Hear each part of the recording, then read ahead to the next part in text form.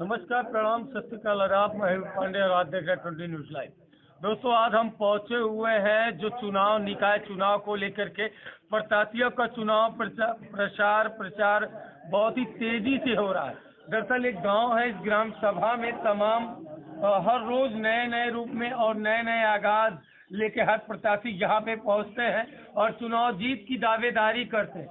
दरअसल इसी बीच इस गाँव की जनता है, प्रत्याशी से तो हम बात करेंगे ही करेंगे, लेकिन इस गांव के आम जनमानस से बात करते हैं, जानते हैं कि गांव का विकास पिछले वर्षों में किस तरह से था। क्या सबसे पहले चाचा आपके नाम हमारा नाम राम तेज बोलिए। राम किशन। राम किशन जी, कौन सा गांव है आपका? बिसरी में। अच्छा, बिसरी में पूरा विकास हुआ है कैसा? क्या विकास भाई थोड़ा बहुत हुआ है फिलहाल, अब वही कमी क्या होगा मेन? अरे भाई बहुत कमी है। तो क्या लगता है कि जैसे अभी ये भैया वोट मांगने आए हैं, अगर ये मतलब ऐसे तो तमाम चेहरा भी पहले वोट मांगने लोग आते रहे होंगे, तो आपको क्या उम्मीद है इनसे? अरे उम्मीद हमारे है, जहाँ लोग हो सके हम उनको वोट दिए लगे। नहीं, वोट देंगे तो किस उम्मीद से देंगे, वही तो मैं जानना चाहता हूँ। विकास करेंगे, गाँव का विकास करेंगे, गाँव का। चलिए इसी क्रम में भैया है, इनसे क्या आपका नाम?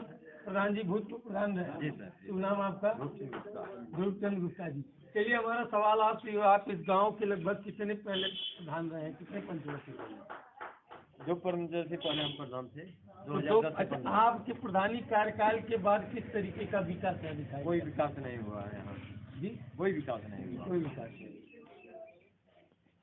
जब से भारत आज़ाद हुआ है तब से जो है यहाँ इस गांव का खाली शोषण ही होता है। लेकिन लगातार सोशल मीडिया पर मैं ये देखता था कि हमारे ग्राम सभा में फला विकास, फला रास्ते मार्ग हुआ, तमाम तरह की बातें जो भी किया हुआ हम लोगों का एक पूर्व प्रधान जी इनका मैं ही कराया और कोई नहीं कराया।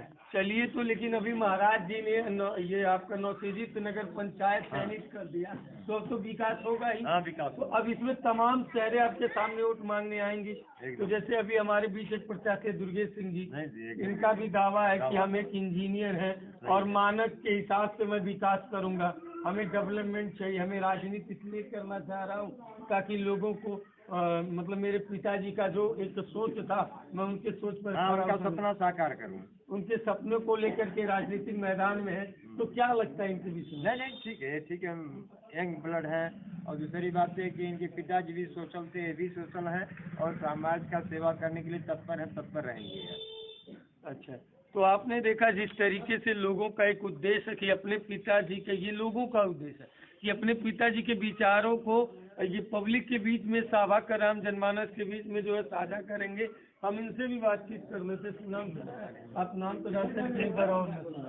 मेरा नाम इंजीनियर दुर्गेश कुमार सिंह है। मैं पुत्र स्वर्गीय रामबचन सिंह का पुत्र हूँ और घसरा का रहने वाला हूँ।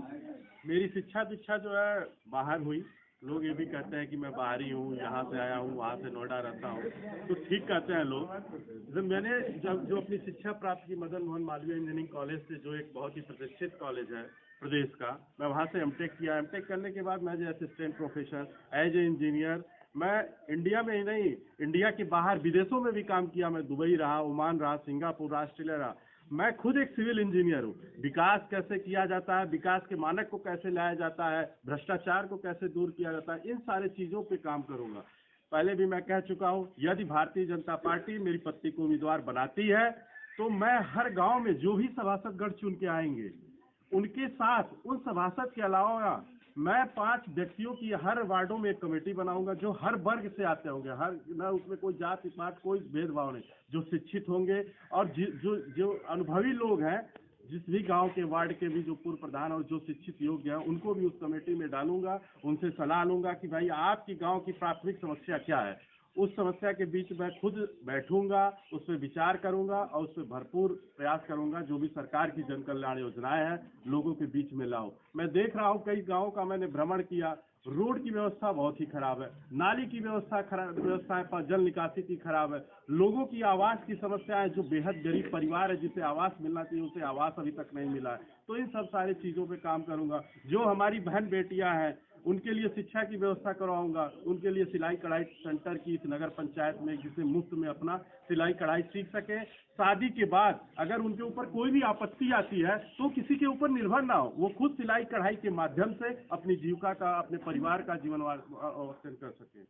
चलिए, आपने ये चीज़ बताया। चलिए, हमारा सवाल एक आपसे ये है इंजीनियर साहब, तो ये तो तमाम तरह के जो राजनीतिक लोग आते हैं पब्लिक के बीच में, तो तमाम तरह के वो जो है वादे और मुद्दे को लेकर के आते हैं, तो ऐसे मुद्दे और वादे को लेकर के आते हैं, और जो चुनाव खत्म होता है नेताजी का दूरों तक पता नहीं चलता। देखिए, इस पे क्या कहेंगे? देखिए, मैं करने में विश्वास करता हूँ, कहने में नहीं। जब मैं खुद अगर मैं चुन के आऊँगा तो जो मैं वादे किया हूँ कहीं उससे ज़्यादा करूँगा, क्योंकि मेरे पिताजी भी एक बहुत ही सामाजिक व्यक्ति रहे और वो हमेशा कभी लोगों की भलाई के बारे में सोचा। मैं उन्हीं के पद चिन्हों पे चल के उनके नाम को रोशन करूँगा, और जहाँ कहीं भी कोई भी समस्या आएगी त्वरित मैं उसमें समस्या का समाधान करूँगा।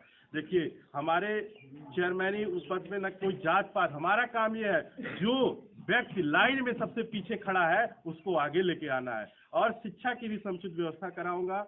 और आप हमेशा भी देखते होंगे जैसे नेताओं के बेस में मैं नहीं दिखता हूँ, कभी लोअर में दिखूंगा, कभी जींस और शर्ट में, आपको खुद दिख जाएगा कि जो मैंने कहा है कहीं उससे ज़्यादा मैं खरा उतरूंगा।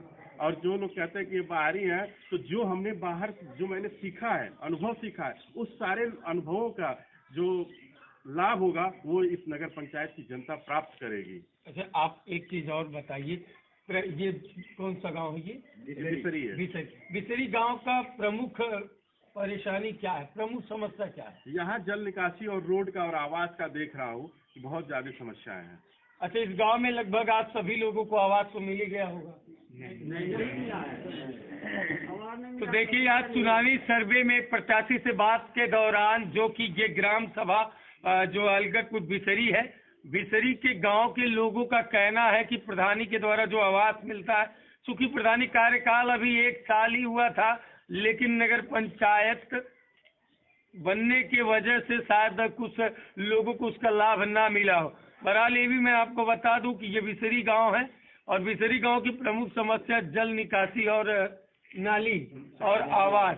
तो आवास की बात रहा, तो आवास का अभी तो फिलहाल शौचालय मतलब ये तो पहले से बना है, कंप्लीट नहीं है, किसी में सीट लगा है, किसी में सीट नहीं है, ऐसा हुआ है। इधर आपके गांव में कितने लोग शौचालय से मतलब नहीं पाए होंगे? कम से कम 80% नहीं पाए होंगे। 80% लोग शौचालय नहीं पाए। कब से? बहुत दिन से पाए हैं, का चालू नहीं हुआ, वैसे उड़ा खाया हो गया। जैसे ऐसा हुआ सर इसमें कि ब्लॉक द्वारा किसी का गड्ढा खुदा, किसी का ब्लॉक द्वारा नहीं गड्ढा खुदा। खुदवाया गया। सेक्रेटरी और प्रधान जी लोग जो है वह अनुदान मतलब क्या कहते हैं लाभार्थी को नहीं देकर के अपने स्वतः काम कराना चाहते थे, ठीक है। और उन दोनों लोगों के आपस में तालमेल न होने की वजह से इनकम्प्लीट ही रह गया हुआ है, कम्प्लीट नहीं हुआ।